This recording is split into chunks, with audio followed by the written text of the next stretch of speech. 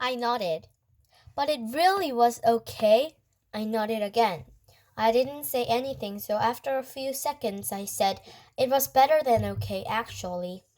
"That's great to hear, Augie," he said quietly, kissing my forehead. "So it looks like it was a good call Mom made. You were going to school." "Yeah, but I could stop going if I want to, right?" "That was the deal, yes," he answered, "though I guess it would depend on why you wanted to stop going too, you know. You have to let us know. You'd have to talk us and tell us how you're feeling. And if anything bad was happening, okay? You promise you'd tell us?" "Oh yeah. So can I ask you something? Are you mad at Mom or something? You've been kind and huffy with her all night long, Augie. I'm I'm as much to blame for sending you to school as she is." "No, she's more to blame. It was her idea." Mom knocked on the door just then and peeked her head inside my room. "Just wanted to say good night," she said. She looked kind of shy for a second. "Hi, Mama," Dad said, picking up my hand and waving it at her. "I heard you cut up my braid," Mom said to me, sitting down at the edge of the bed next to Daisy. "It's not a big deal," I answered quickly. "I didn't say it was," said Mom. "Why don't you put Augie to bed tonight?" Dad said to Mom, getting up. "I've got some work to do anyway. Good night, my son, my son." That was another part of our Augie Doggy routine, though I wasn't in the mood to say good night, dear old Dad. "I'm so proud of you," said Dad, and then he got up out of the bed. Mom and Dad had always taken turns putting me to bed. I know it was a little babyish of me to still need them to do that, but that's just how it was with it. Will you check and be Via?" Mom said to Dad as she lay down next to me. He stopped by the door and turned around. "What's wrong with Via?" "Nothing," said Mom, shrugging. "At least that she would tell me, but first day of high school and all that." "Hmm," said Mom. Said Dad, and then he pointed his finger at me and winked. "It's always something with you kids, isn't it?" he said. "Never a dull moment," said Mom. "Never a dull moment," Dad repeated. "Good night, guys." As soon as he closed the door, Mom pulled out the book she'd been reading to me for the last couple of weeks. I was relieved because I really was afraid she'd wanted to talk, and I just didn't feel like doing that. But Mom didn't seem to want to talk either. She just flipped through the pages until she got to where he had led off. We were about halfway through The Hobbit. "Stop, stop," said Mom, reading aloud. But it was too late. The excited dwarfs had wasted their last arrows, and now the bows that Bjorn had given them were useless. They were a gloomy party that night, and the gloom gathered still deeper on them on the following days. They had crossed the enchanted stream, but beyond the path seemed to straggle on just as before, and in the forest they could see no change. I am not sure why, but all of a sudden I started to cry. Mom put the book down and wrapped her arms around me. She didn't seem surprised that I was crying. "It's okay," she whispered in my ear. "It'll be okay." "I'm sorry," I said between sniffles.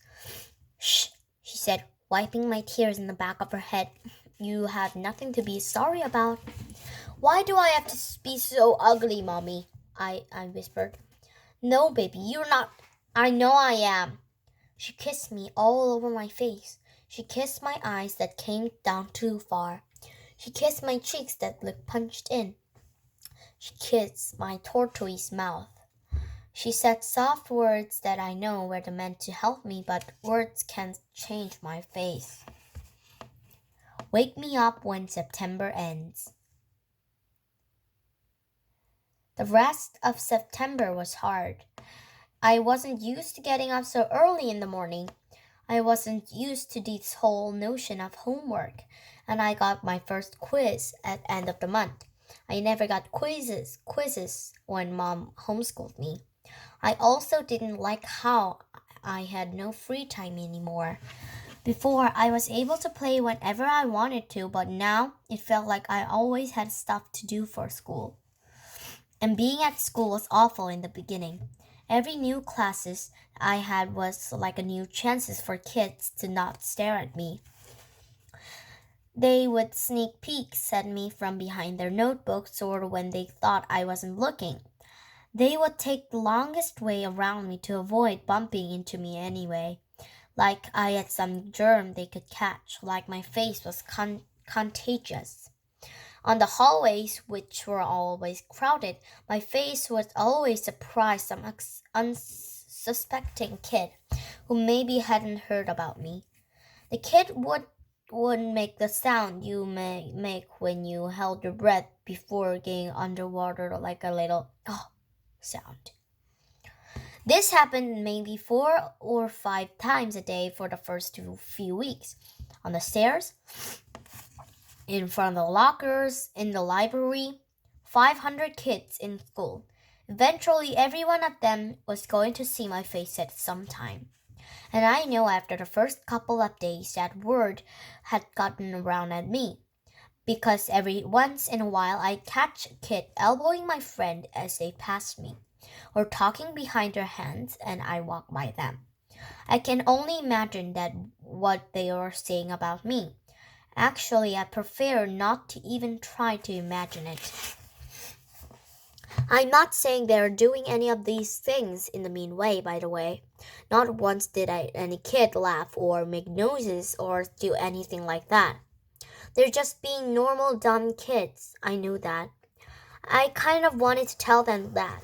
Like, it's okay, I know I'm weird looking, take a look. I don't bite. Hey, the truth is, if a Wookiee started going to be the school all of a sudden, I'd be curious. I'd probably stare a bit. And if I was walking with Jack or Summer, I'd probably whisper to them, hey, there's the Wookiee. And if the Wookiee caught me saying that, he knew I wasn't trying to be mean. I was just pointing at the fact that he's a Wookiee. It took about 1 week for the kids in my class to get used to my face. These were the kids I see every day in my classes. It took about 2 weeks for the rest of the kids in my grade to get used to my face. These are the kids I'd see in the cafeteria, yard time, PE, music, library, computer class. It took about a month for the rest of the kids in the entire school to get used to it. These were the kids in all the other grades. There's a big kids, some of them. Some of them had crazy haircuts. Some of them had earrings on their noses. Some of them had pimples. None of them looked like me. Jack Will. I hung out Jack in a homeroom, English, history, computer, music, and science, which were all in the classes we had together. The teachers assigned seats in every classes, and I ended up sitting next to Jack in every single class. So I figured either the teachers were told me to put Jack together, or it was a totally incredible coincidence. I walked to classes with Jack too. I know he'd noticed kids staring at me, but he pretended not to notice. One time, though, on our way to history, this huge eighth grader who was zooming down the stairs 2 steps at a time accidentally bumped into us in the bottom of the stairs and knocked me down. As the guy helped me stand up, he got a look at my face, and without even meaning to, he just said, "Whoa." Then he patted me on the shoulder like he was dusting me up and took up after his friends. For some reason, me and Jack started cracking up. "That guy made the funniest face," said Jack as we sat down on our desks. "I know, right?" I said. "It was like, whoa. I swear, I think he wets his pants." We were laughing so hard that the teacher, Mr. Roach, had to ask us to settle down. We were laughing so hard. Later, After we finished reading about how ancient Sumerians built sandals, sundials, Jack whispered, "Do you ever want to beat those kids up?" I shrugged it. "I guess I don't know. I'd want to. I think you should get a secret squirt gun or something and attach it to your eyes somehow. And every time someone stared at you, you would squirt them in the face. With some green slime or something," I answered. No, with slug juice mixed with duck pee." "Yeah," I smiled, completely agreeing. "Guys," said Mr. Roach from across the room, "people are still reading." We nodded and looked down at our books. Then Jack whispered, "Are you really always going to look this way, August? I mean, can't you get plastic surgery or something?" I smiled and pointed to my face. "Hello, this is after plastic surgery." Jack clapped his hand over his forehead and started laughing hysterically. "Dude, you should sue your doctor," he answered between giggles.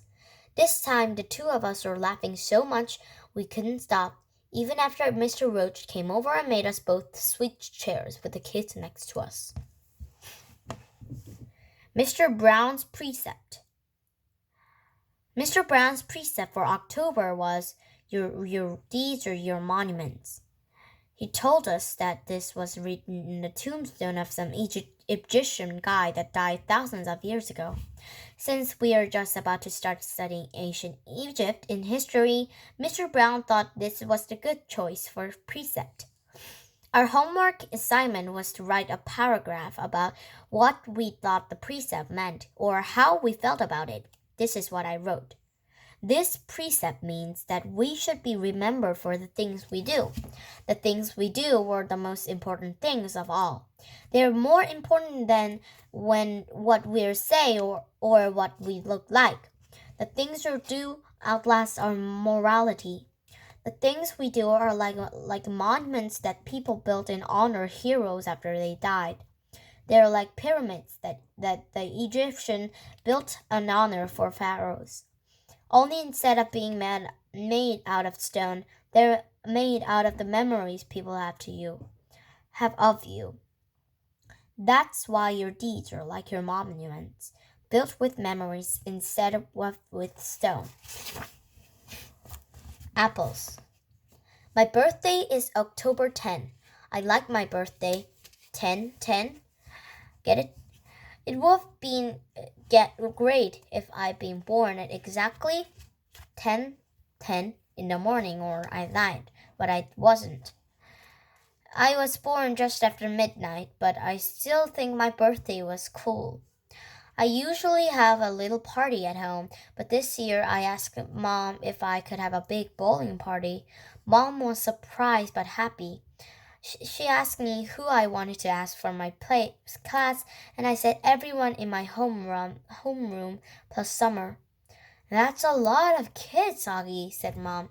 "I have to invite everyone because I don't want anyone to get their feelings hurt if they find out other people are invited and they weren't, okay?" "Okay," Mom agreed. "You even want to invite the what's the deal kid?" Yeah, you can invite Julian," I answered. "Geez, Mom, you should forget that already." "I know, you're right." A couple of weeks later, I asked Mom who was coming to my party, and she said Jack, Will, Summer, Ray Kingsley, both Maxes, and a couple of other kids said they were going to try to be there. "Like who?" Charlotte's mom said Charlotte had a dance recital earlier in the day, but she was going to try come to your party if time allowed it. And Tristan's mom said he might came after his soccer game. "So that's it?" I said. "That's like 5 people." "That's more than 5 people, Augie. I think a lot of people just had plans already," Mom answered. We were in the kitchen. She was cutting one of the apples, and we have just gotten in the farmer's market to teensy-weensy bites, so I could eat it.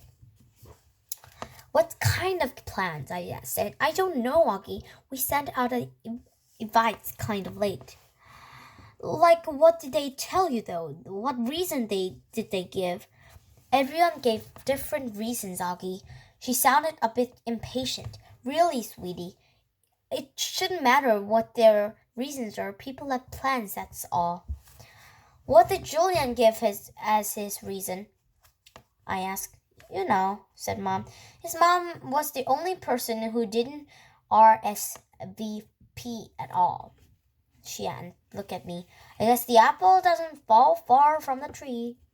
I laughed because I thought she was making a joke, but then I realized it wasn't. What does that mean? I said. Never mind. Now go wash your hands so you can eat. My birthday party turned out to be much smaller than I thought it would be, but it was still great. Jack, Summer, Ray, Tristan, and both Maxes come from school, and Christopher came too, all the way from Bridgeport with his parents.